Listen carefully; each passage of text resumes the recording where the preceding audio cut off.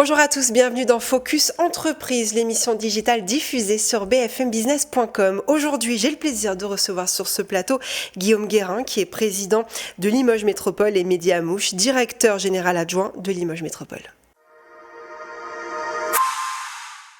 Limoges Métropole, c'est donc une communauté urbaine et sa mission principale est de mener à bien de grands projets structurants, de développer l'offre de services, de créer des équipements à vocation économique et de gérer les grands services nécessaires à la population, tout en maintenant la qualité de l'environnement, atout majeur évidemment du territoire. Et ici, c'est la région Aquitaine qui nous intéresse. Bonjour à tous les deux. Bonjour. Bienvenue. Bonjour, tout un programme, en tout cas, vous avez du travail, j'imagine, du pain sur la planche en ce moment. Alors, Guillaume, vous pouvez peut-être nous présenter Limoges Métropole. Je le disais, c'est une communauté urbaine. Expliquez-nous ce que c'est qu'une communauté urbaine. La communauté urbaine, c'est une des strates de l'intercommunalité en France. Vous avez les communautés de communes pour les petits territoires, les communautés d'agglomération, 100 000, 150 000, 200 000 habitants. Après, les communautés urbaines, souvent des anciennes capitales régionales qui ont perdu leur statut. Et après, la métropole qui a à elle seule toutes les compétences même d'un département, c'est le cas de la métropole de Lyon.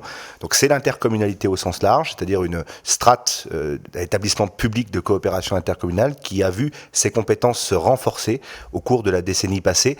Malheureusement, pour certains le diront, au détriment des communes, puisqu'on concentre à la fois les compétences de voirie, d'assainissement, de transport d'eau, de transport collectif, d'aménagement du territoire et bien sûr de développement économique. Vous regroupez quelle grande ville ? Il y a Bordeaux, évidemment, j'imagine. Alors Bordeaux a sa propre métropole. Oui, très bien. Bordeaux a sa propre métropole. Bayonne, Biarritz a sa propre communauté d'agglomération. D'accord. Poitiers a sa propre communauté urbaine. Ouais. Et Limoges a sa communauté urbaine. Et le territoire est structuré comme ça, en intercommunalité. Et à Limoges, nous sommes la seule, en Haute-Vienne, en Limousin, nous sommes la seule communauté urbaine. Après, Brive a une communauté d'agglomération, c'est-à-dire une taille plus petite. Et puis après, vous avez dans ruralité ce qu'on appelle les communautés de communes. Très bien. C'est très clair. Vous portez les grandes politiques d'aménagement, concrètement, en peut-être avec des mots un peu plus simples, en vulgarisant. Qu'est-ce que ça veut dire ? Grande politique d'aménagement, c'est tout ce qui concerne le développement économique, les grands enjeux de transport, les grands enjeux de mobilité. Et en ce qui nous concerne, Limoges, nous sommes une aire urbaine de 210 000 habitants, qui était une capitale régionale de l'ex-région Limousin et donc qui a beaucoup souffert de cette perte de statut. Nous avons perdu 1 millier d'emplois publics en 2015. L'armée avait été supprimée 4 ans auparavant par le gouvernement Fillon. Et donc c'est un impact très dur pour le territoire et nous avons beaucoup souffert de cela. Et donc la priorité qui est la mienne en tant que président de la communauté urbaine, c'est de recréer de l'activité, de recréer de la richesse sur ce territoire et donc de faire en sorte de récupérer de l'emploi pour arriver à compenser le nombre d'emplois détruits sur ce territoire. Quelles sont à peu près les grandes difficultés que vous rencontrez, vous ? La difficulté, c'est que vous êtes au milieu de ce que les sociologues appellent la diagonale du vide, c'est-à-dire des Ardennes au Béarn. Donc une difficulté de mobilité, un enclavement qui est réel et qui est un frein pour nous à l'accueil de nouvelles populations, mais qui est aussi potentiellement un avantage. Vous l'avez vu avec le Covid, des populations CSP+, qui ne peuvent plus et qui n'ont plus du tout envie de vivre ni à Nantes, ni à Paris, ni à Lyon, ni à Marseille. Et donc, à travers le projet de territoire que nous portons avec les équipes administratives de Limoges Métropole et avec les élus, l'idée c'est d'identifier des filières sur lesquelles nous avons des avantages compétitifs par rapport aux autres territoires pour pouvoir créer de l'emploi dans ces filières-là.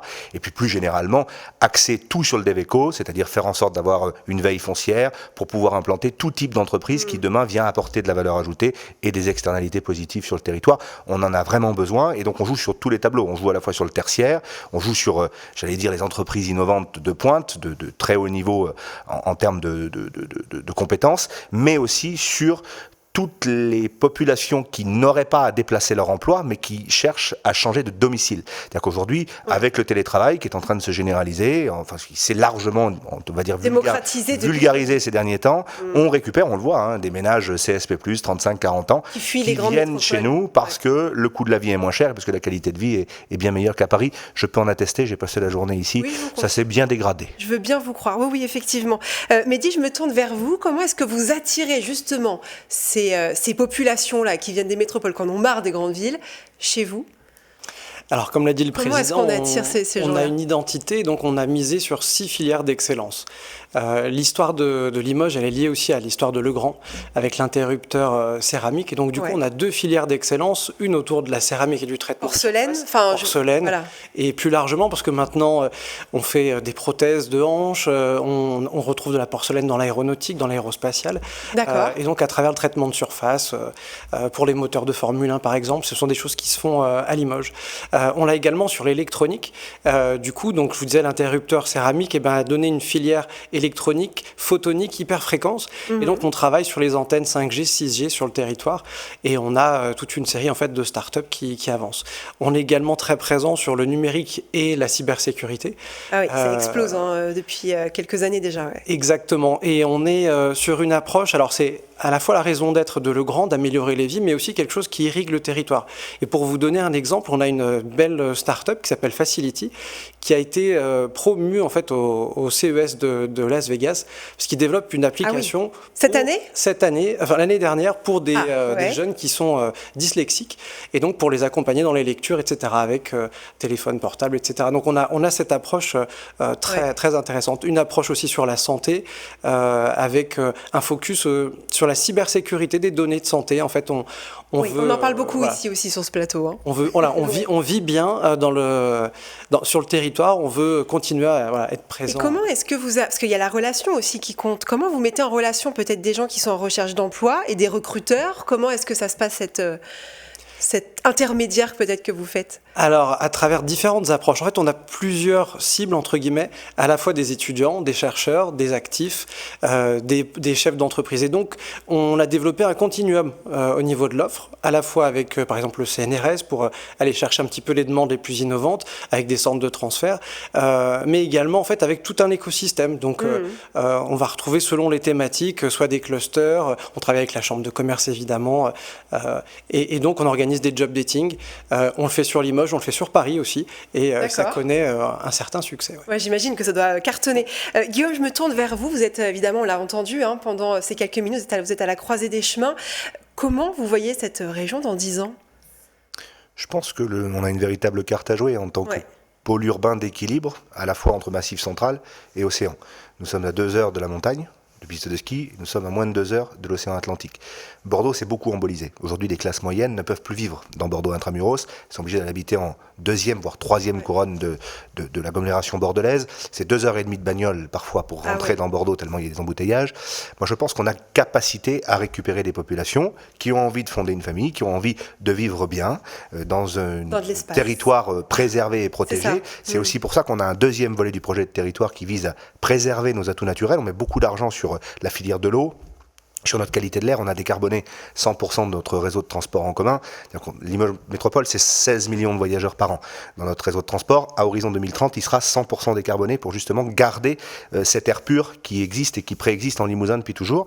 Et donc, moi, je crois qu'on a des marqueurs forts qui permettent de faire venir des nouvelles populations. Et donc, je suis relativement optimiste à une seule condition. C'est que là, à très court terme, nous ayons suffisamment de création de richesse et de valeur ajoutée sur ce territoire pour pouvoir financer le service public que l'on offre à notre population, parce que les gens ne le savent pas forcément, mais nous avons la chance d'être dans une aire urbaine de 210 000 qui est surclassée 400 000 en termes d'offres de services publics.